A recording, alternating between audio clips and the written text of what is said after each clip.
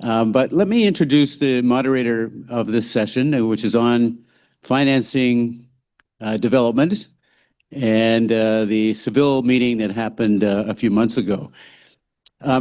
Laura MacDonald is one of the best Canadian experts on Latin America and has been working in this field for a long time. She was the director and now Chancellor's professor at the Institute of Political Economy at Carleton University. She's been involved in the MacLeod Group. She's been doing many, many things. And we're so delighted that she's agreed to moderate this session. So over to you, Laura. Anyways, thank you so much to the organizers of the event for asking me to moderate this fascinating session with Dr. José Antonio Ocampo. It's really a pleasure to be here today and to hear all these wonderful ideas and thoughts and plans and actions that are going forward from this event. Thanks to the Group of 78 for organizing this and especially to Roy and Ted. So we're moving on from AI to another big issue, which relates to the global financial system and taxation issues. And as we all know, we're living through many crises, sort of polycrises, as the term goes. In the current global order, we're seeing a crisis of development assistance. I just looked up some figures. The OECD predicts 9 to 17% drop in official development assistance in 2025, on top of a 9% drop in 2024. These figures add up quickly. We're also seeing disenchantment with the idea of blended finance, which was supposed to rescue us all from problems of development assistance. It's not working out all that well. At the same time, politically, we see a rise in authoritarian nationalism, fueled by xenophobic, racist, misogynist ideologies. And in the case of Canada, we're seeing a lot of pressure to switch our funding away from areas like development assistance or social policies towards military spending. And that's, I'm expecting to actually see that in the next budget because of the pressure coming from the Trump administration. And on top of that, the well-known crisis of the multilateral system caused partly by Trump, but also by other authoritarian tendencies. And also more broadly, a sort of lack of a hegemon. For those of you who've studied IPE theory, the argument is you need a hegemon to make this system work. You need an actor that's powerful enough and rich enough to carry some of the burden of the cost, but will also benefit from that system. And we don't apparently have one right now. Anyways, there are lots of big problems, and our speaker today is ideally situated to enlighten us on the prospects of reform in the global financial and taxation systems. His name is José Antonio Ocampo, and he's professor at the School of International and Public Affairs and member of the Committee on Global Thought at Columbia University. He's had an incredible record of service both to the international system and to his own country, Colombia. He has been UN Under-Secretary General for Economic and Social Affairs. He was the Executive Secretary of the UN Economic Commission for Latin America and the Caribbean. And in his own country, Colombia, he's acted as Minister of Finance twice, and also Minister of Agriculture, Director of the National Planning, and member of the Board of Directors of the Central Bank, etc. It goes on and on. You have the bio. But also relevant for our discussions today is that he chaired the International Commission of Experts on Financing for Development, leading up to the conference in Seville in 2025 on financing for development. So I'm really looking forward to hearing his comments today. And so I'll pass it over to you, José Antonio. Bienvenido. Muchas gracias, Laura. Thank you for the invitation to be in this meeting of the Group of 78, particularly to to Roy. Thank you for the invitation to be with you today.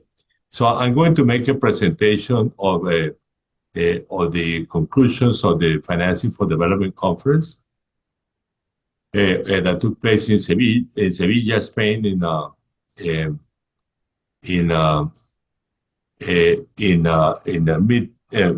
end of June, early July. It's the fourth of the sequence of conferences on financing for development. The first one was Monterrey 2002, and the last one had been Addis Ababa 10 years ago. So let me start then to present that. I start actually with the title, which is El Compromiso de Sevilla in Spanish. Actually, I think it was wise of the Spanish government to put in Spanish, because compromiso in Spanish means commitment. It's totally different from compromise in English. So I think they showed that very consciously. So in the publication of this in the United Nations, they use the word commitment, the commitment of Sevilla. Anyway. So the strength of this agenda is that it's a comprehensive one with excellent objectives and principles, a very strong emphasis on domestic public resources and international tax cooperation as a complement to that. I think probably the most important is the emphasis on development financing, as we will see both multilateral and national development banks, and of course, mentioning the commitments of the official development assistance, which unfortunately are going now in the wrong direction. The private sector engagement as part of the process of financing, precisely the objective of the development banking is actually to engage the private sector, and very importantly, in several areas, including in environmental financing. Then there are some interesting comments about the governance of the Bretton Woods institutions, on international trade, and I guess a totally new topic relative to the previous summits or the previous conferences on science, technology, and innovation. Now, there's also weaknesses. I would refer to some of them. I think the proposals of international monetary cooperation are a bit weak in my view. The management of debt crisis is a particularly critical issue. I think the principles that the commitment sets out are actually quite good, but the proposals of how to implement them, as we will see, are relatively weak. So this is really a pending issue, international cooperation, which is it's a very important one, because according to the IMF and the World Bank, about 30% of the developing countries are facing debt crisis, including, I must say, a large proportion of African countries. And then there are a lack of proposals on global institutional issues. I referred to a couple of them. Now, very importantly, of course, from the point of view of the meeting and the commitment, it was the lack of support from the United States. Actually, the document is a consensus document, but the United States walked out of the meeting when it was approved in the United Nations, and they didn't attend the Sevilla meeting. So this is, let's say, it's multilateralism -1, which is, I guess, one of the rules of the current world order. And then, of course, there are the implementation issues, which are a major challenge. So on domestic resources, the document emphasizes, very important, the importance of the transparency and accountability in fiscal systems, notably in spending. Very importantly, the progressive tax systems and effective taxation of natural resources. I'll come back to that in relation to international tax cooperation, that is also endorsed by the consensus. Increase international support for capacity building, and a strong system of national development banks. I'll come back to that when I talk about development financing.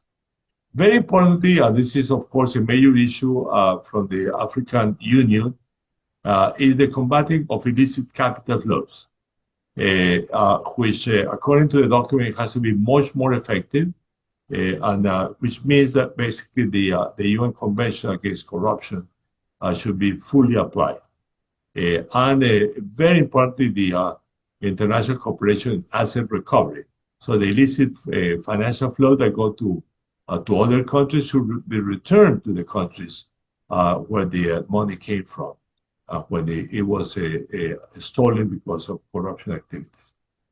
And then they propose also a special meeting associated to that on financial integrity.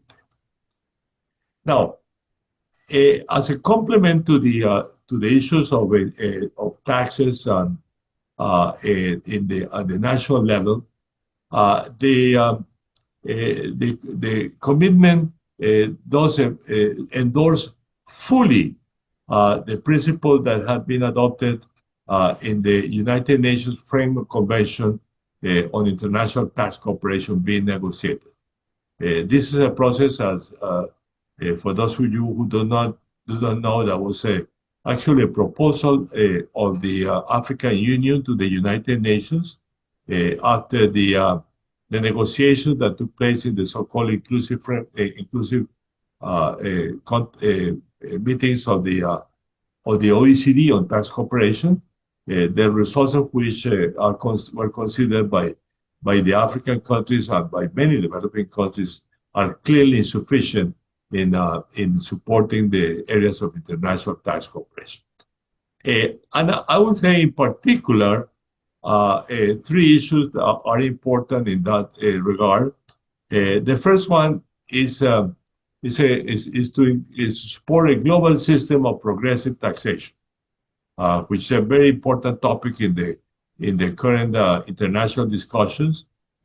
I must say associated to income taxes, but also to the possibility of complementing income taxes with wealth taxes, which is a topic that has been in the agenda of the G20s, or certainly in the agenda of Brazil last year, and I hope will be back in the agenda of South Africa this year. And then the other topic, the second topic, the fair taxation of multinationals, which is very important in the countries where their activities take place. There is a view of developing countries that due to the accounting of multinationals, in fact, they don't receive a fair payment of taxation by the multinationals in the places where they operate. For example, they may send bills to other offices of the multinational, by which they reduce the profits in the countries where they operate in order to transfer the money to countries where the taxation is much lower. So it's a way of avoiding taxes by multinationals. So this is a very important principle that has to be set in the framework or convention of the United Nations. And then very important is the issue of beneficial ownership information through with registries. Now the Sevilla Commitment does refer to national registries, but there is also a possibility of a global asset registry as a way to manage this problem of information about the wealth of individuals. And it's very important, the point that it should be beneficial ownership. So the owners of the different funds and the different firms it should be by individual persons and not only by groups of firms or assets. Now, in development financing, the first point that I already mentioned is to exploit fully the potential of national development banks. This, of course, implies that in many countries, developing countries, the national developments have to be created. And in those countries where they already have national development banks, they should be expanded and supported in different ways. At the same time, this should be complemented by expanding the activities of the multilateral development banks. And the Sevilla Commitment actually supports this G20 capital adequacy framework that was launched a couple of years ago in the G20, which means that the financing from the multilateral development banks should triple by a certain target year, which maybe 2030 or a bit later than that. Now, at the same time, there is a proposal of how to improve the financing provided by multilateral development banks, which include the possibility of hybrid capital, private co-investors, and guarantee platforms in order to multiply their financial activities and support.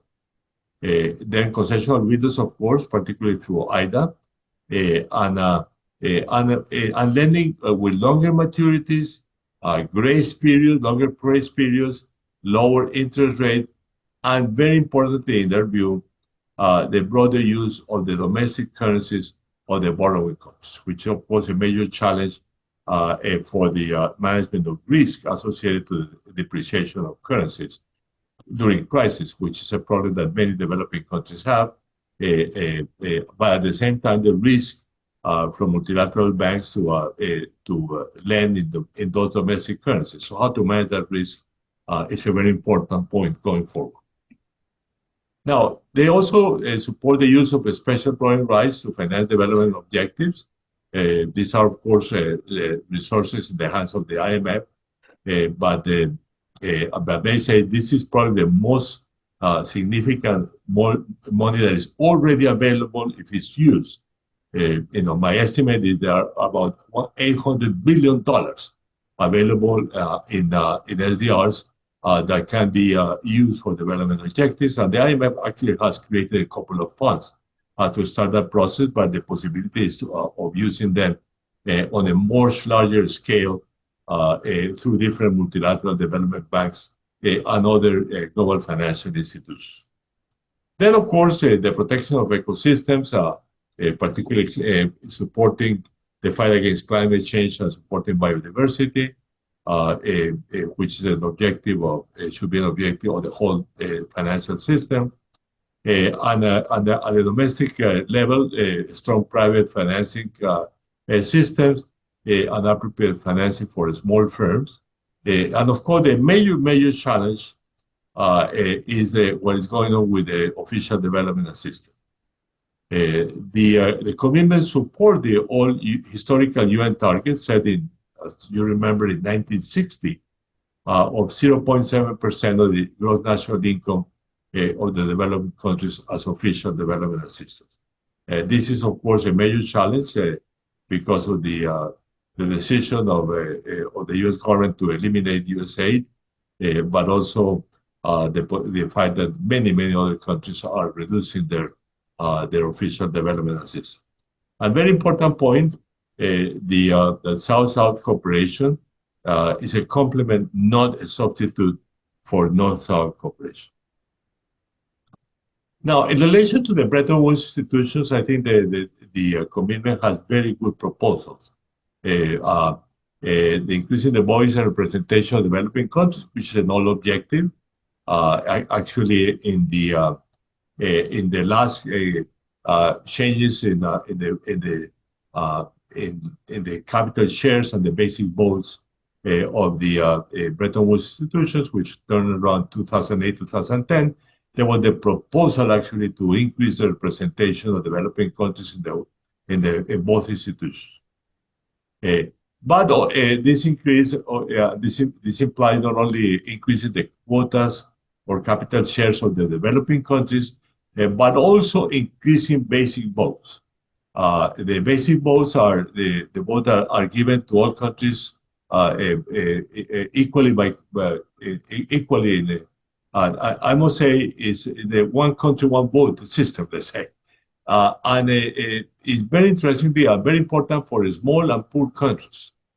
And I would say my estimate is, for example, in the case of the IMF, the basic votes are only about half of the agreement at Bretton Woods. So there is a possibility of significantly increasing the basic vote, and they were increased in this 2008-2010 review of the voting quotas and capital shares in both the World Bank and the IMF. Now, also in order to increase the representation of developing countries, the point is that the executive boards should be broader in order to have more geographical representation of the developing countries. This actually has been done with the additional seat for Africa in both institutions, but it's important to go further in that direction. Very importantly, the open election of the heads of these institutions. So that is not always a U.S. citizen in the case of the World Bank, or a European in the case of the IMF. And then, of course, very important in my view, that the system should be, the global institutions should be complemented with a strong regional and cross-regional financial arrangements. This is something that already happens in the case of the multilateral development banks, but not in international monetary cooperation, where there are very few regional institutions. In the case of trade, I guess the important statements are due to the or reflect the issue of the trade war that has been done, let's say, by the United States, of which I must say Canada is one of the most important victims, I would say. Anyway, they propose in the document to revitalize the World Trade Organization, including a fully functioning dispute settlement system, which has not been operational since 2019 because of the decision of the U.S. to reject the approval of members of the panel, the panel that took decisions in this regard. And this is, of course, important given the current trade war. And the document is also, of course, endorses the special and differential treatment for low-income countries, and very interesting the increasing the value added of developing countries' commodity exports, an issue which I must say Canada is probably one of the examples in the world. Now, in science and technology and innovation, it's very important the proposals to increase digital services, financial services, and increase and then upgrade the payment infrastructure of the developing countries, of course, with adequate regulation of digital markets, which is a problem in which the world is still very weak today.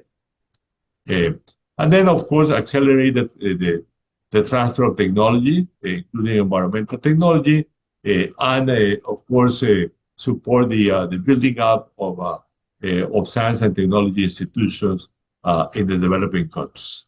There is also a mention of the importance of the intellectual property rights, the TRIPS, of the WTO, but for surprisingly, in my view, no reference to the flexibilities of this system in times of crisis, which, by the way, we should remember they were interrupted. These intellectual property rights were interrupted during the HIV/AIDS epidemic, but not during the COVID-19 epidemic. Now, in relation to the monetary and financial system, there are, of course, very good views on how to strengthen the system, to increase IMF resources. However, there's no proposal to manage how to manage the procyclical pattern of private capital flows that developing countries face. And this is a very important point. In the case of our expert committee report, we actually propose a system by which the IMF could intervene in the bond markets of developing countries during crisis, similar to what actually the Fed and the European Central Bank have done during their own crisis, so as to be able to support and to relieve the procyclicality of the bond markets of developing countries. Now, in turn, the Financial Stability Board is mentioned, and the importance of continue to support it, but mentioned in particular the role in managing the stability of non-bank financial institutions. Let's say on this many digital technologies are using by now for finance, which of course need a very strong regulation. Now, in sovereign debt crisis, there are positive issues, but then, in my view, a very weak one. The standards that are proposed are quite good. They say the official creditors should give more loans in the domestic currencies of the borrowing countries and include state contingent clauses in order to suspend debt service during crisis, which could be economic crisis or could be also environmental crisis faced by developing countries. And then to limit the holdouts of collective action clauses, which are basically a major problem, actually the Argentina faced around 2014-15, which the creditor that did not participate in debt restructuring won a suit in a New York courts, and Argentina had to fully pay them the amounts of the debt that they had with them, with no consideration for what had been agreed with other creditors in the debt restructuring process. Then, very importantly, they need to create a global debt registry managed by the World Bank and support working towards debt restructuring that is timely, orderly, effective, and negotiated in good faith. However, the proposal is to strengthen the G20 framework, which has a very poor record. Only 4 African countries have been able to use it with long negotiations and generally no participation for private creditors.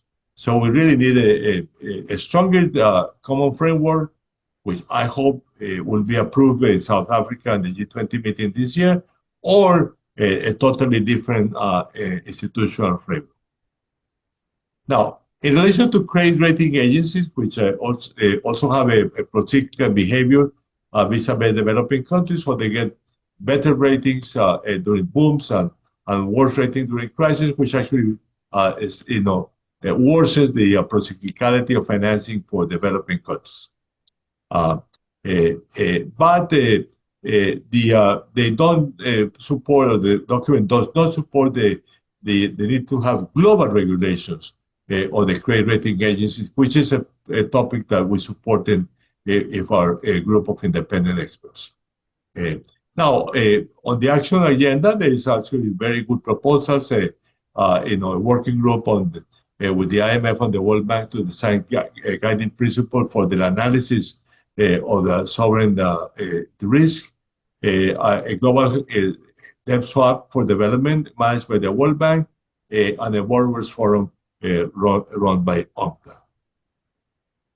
Now, in the pending institutional issues, I want to strengthen first of all, the lack of a specific proposal of a system of governance for international tax cooperation. And in my view, the best alternative is to transform the UN expert committees of experts on international tax cooperation into an intergovernmental organ, or to create a new UN institution. These have been 2 proposals that have been on the table. For example, the first one was a proposal of the developing countries in Addis Ababa, and the second, the proposal of the group led by former President of Mexico, Ernesto Zedillo, prior to the Monterrey conference. Now, beyond the national beneficial ownership, information that the report, the commitment supports, I think it's important to create a global asset registry, which is a proposal that had been on the table, and it was in our recommendations. And the need to have a permanent institution to manage the restructuring of sovereign debts, which could be operated in the UN, or as it was tried early in the century in the IMF, if in the latter case, the decision of the relevant institutions are independent of the IMF Executive Board and the Board of Governors. Now, in the implementation issues, the agenda is, of course, a complex one. In the platform of action that was approved in Sevilla, there are 130 decisions, actions that are included. It's a very, very important topic, how they're going to be implemented. I just mentioned some processes that are important here. So adequate data, which is run by the United Nations Department of Economic and Social Affairs, the Interagency Task Force on Financing for Development that was created after Monterrey, which has been very good, basically allows the United Nations to interact closely with the Bretton Woods institutions, and they have an annual report and an annual meeting, and also the need to the proposal to make meetings of ECOSOC on the global financial framework. Very importantly, the proposal to revitalize the Development Cooperation Forum. It's a very important forum, which actually was created when I was Undersecretary General for Economic and Social Affairs of the United Nations, but has essentially stopped functioning, and I think it's a very important forum that should be revitalized. That's a proposal of the commitment. And very important also is for the multilateral development banks to work as a system, and of course to interact, including interaction with the national development banks. And I personally support the idea of this International Development Finance Group, or the French Development Agency, which is the most important network of development banks in the world. And finally, but very importantly, they need to have stronger regional institutions, which is a thing that we have for the development banks, but we don't have monetary cooperation and we don't have for tax cooperation. Thank you very much.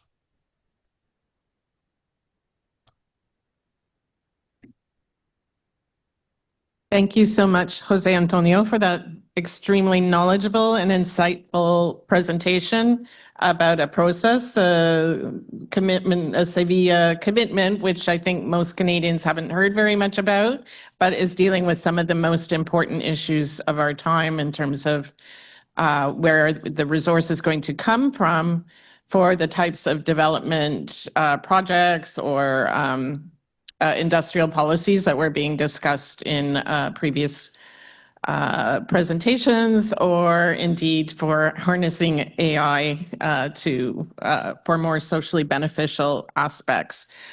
So we lost a little bit of time with the lunch transition. So I'm wondering if we should just start with questions rather than me going on.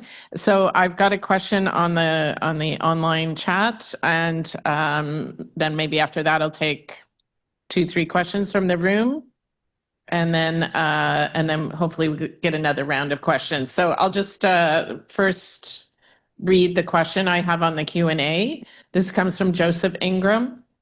And he says, the Beyond Bretton Woods initiative, of which I am part, is recommending inter alia the use of nature-based currencies, including a stable coin-like currency called the Climate Stabilization Coin, issued by the IMF, which would reward verified carbon abatement. Collateral would consist of natural capital assets. Was this considered at all as an innovative form of hybrid capital? So that's the first question, but if it's okay with you, Jose Antonio, I'll get a couple more questions and then ask you to answer them. Is that okay? Yes, go ahead. Okay, so over here in the front. Yeah. Thank you very much for your excellent presentation. My name is Cesar Guedes. I'm a former UNODC head of mission in Bolivia, Afghanistan, and Mozambique. And I would like to pose a question about the illicit financial flows. And to what extent do illicit financial flows, particularly those coming from drug trafficking and organized crime, undermine international finance for development? And what collective policy measures or cooperation frameworks could ensure that asset recovery truly contributes to rebuilding trust, transparency, and sustainable development in the Global South? I had a couple of experiences in which the monies from drug trafficking end up in banks in countries in the developed world. And of course, it takes quite a lot of effort to bring those monies back. And according also to the UN Convention on Anti-Corruption, parts of the proceeds obtained have to be given towards international cooperation, especially for the UN to take on board such type of work. Thank you. Thank you. Excellent question. Is somebody passing around the mic? Okay, we'll take one more and then go to the next round. Thank you. I wanted to ask you if you know what percentage of loans to developing countries result in the successful achievement of these loans objectives. Okay, and Love, it's a serious question. thank you. So Jose Antonio, I'll let you answer those three questions if you can. Well, the third one is I asked the lady that asked the question to do it because nobody had done it. but certainly it should be a basic objective, let's say, of the evaluations that will take place. As I said, one of the good things that was launched after Monterrey, at the Monterrey conference, was this close working functioning between the United Nations, including the United Nations Department of Economic Affairs, the UNCTAD, and UNDP, with the Bretton Woods institution, the IMF and the World Bank. And I guess, as part of that process, there could be, evaluate to what extent the current development financing is fulfilling its goal. There are, private analysis, but I think there should be probably a more public analysis. On the first question, I must say that that the idea of a new global currency, of course, is a good idea, but so far, or competition among global currencies, but the creation of a true global currency is an important issue. But we actually have a global currency, which is called the special drawing rights of the IMF. So I think if we're going to promote the idea of a global currency, it should be a broader and better use of a special drawing rights, including actually the possibility of using them privately. I mean, today, the special drawing rights can only be used basically by in global financial institutions or regional financial institutions that are allowed to use them. But I think there's a good possibility, not only of, as I said, and the commitment says, of using those SDRs which are not being used for development purposes, or even you want to start using that as a global currency, so allow it for private payments, which is a possibility, a proposal that has been on the table for some time. But in my view, if we're going to go to a global currency, it will be to more active use of those special rights. Probably changing the name, because the name, of course, doesn't look like money, right? Anyway, now on the illicit financial flows, I think it's interesting that the proposal came more from the African Union, and the African Union is actually the main obsession is corruption from politicians, and the money from corruption that goes and is deposited in the financial institutions of the developed countries. I think both in that case and of course that of narco-trafficking, which is the problem of Latin America, including my country, the idea will be how to have a stronger control and more efficient process of trying to avoid international financial institutions from capturing those monies deposits of the institutions. And I think that's something that I guess the UN Convention Against Corruption could be developed in order to, let's say, to avoid the use, again, of both corruption from public sector money of the developing countries and corruption associated, or actually, but not corruption, flows associated with narco trafficking. Great, thank you. You've got the mic. Okay, over to Roy. Thank you, Jose Antonio, for that very thorough analysis of what came out of the Sevilla meeting. I think you correctly point out to the fact that resolving the current debt crisis is one of the weaknesses of the Sevilla commitment. As you know, current debt burdens are crippling development in the poorest countries, most of which are in Africa.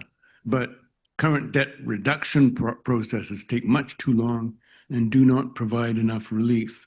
So my question is, can more be done to quickly and effectively reduce the burden of debt on the poorest countries, as they were in the debt relief initiatives undertaken from 1995 to 2005, when more than $100 billion of the bilateral and multilateral debt of 37 heavily indebted poor countries was canceled? And is there another question in the room over there? Can you pass that back? Thanks. Can you hang on? Thank you very much for teaching us, or at least revealing to us, what ideal architecture of development finance might look like. I'm wondering if you are particularly pessimistic about a couple of things and highly optimistic about a couple of things, because it's a wonderfully long list, and some of it doesn't seem completely likely.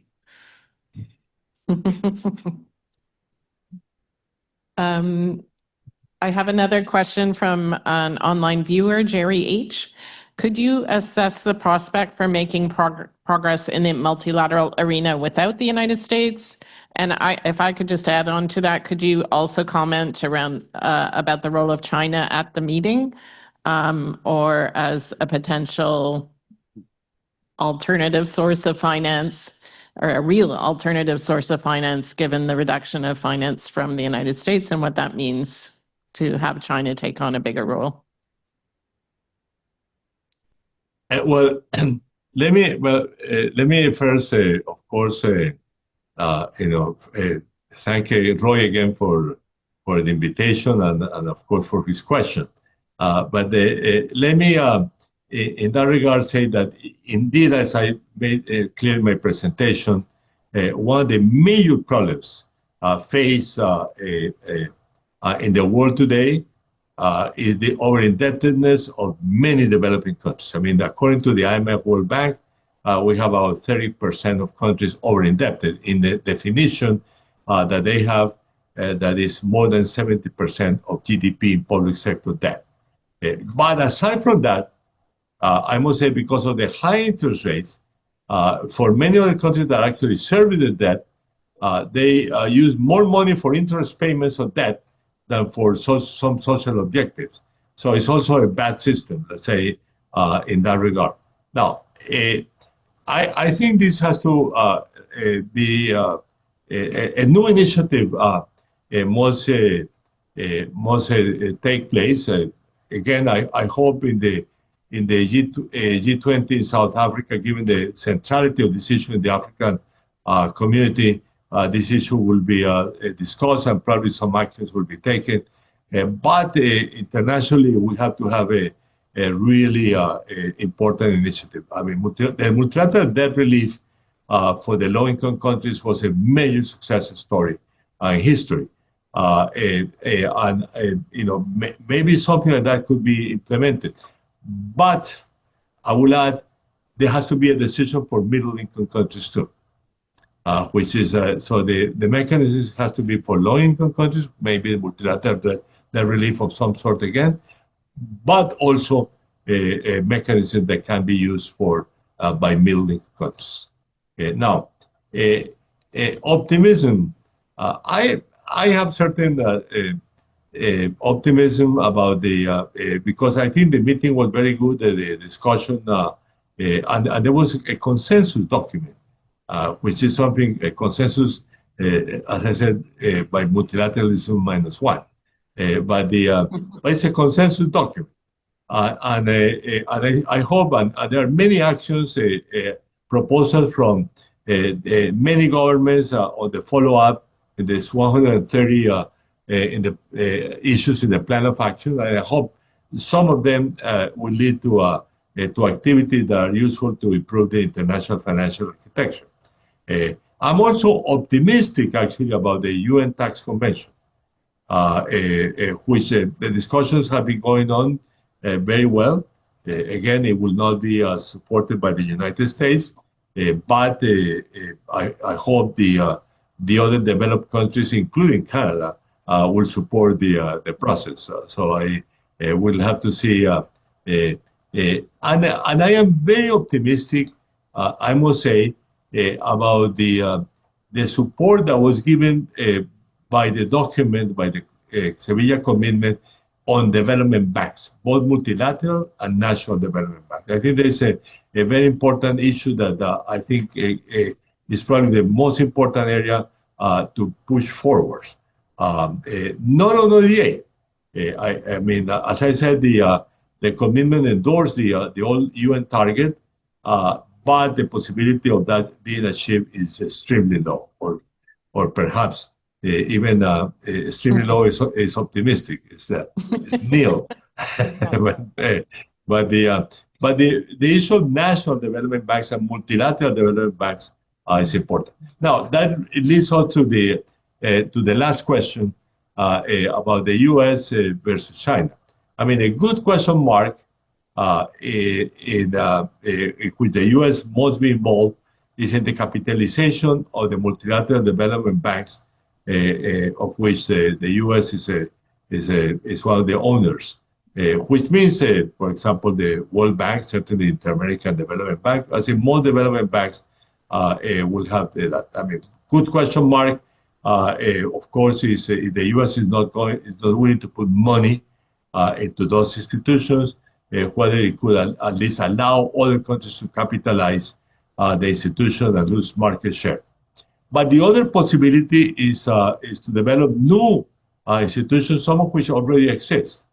For example, for the Latin American region, we have this the Andean institution that is now a Latin American bank.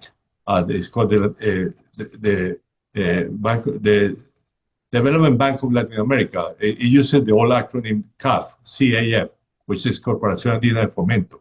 But it's now a regional institution which is actually lending more money than the Inter-American Development Bank, of course, much more money to Latin America than the World Bank. So this is a very dynamic institution. It's totally owned by developing countries, by Latin American, a few Caribbean countries.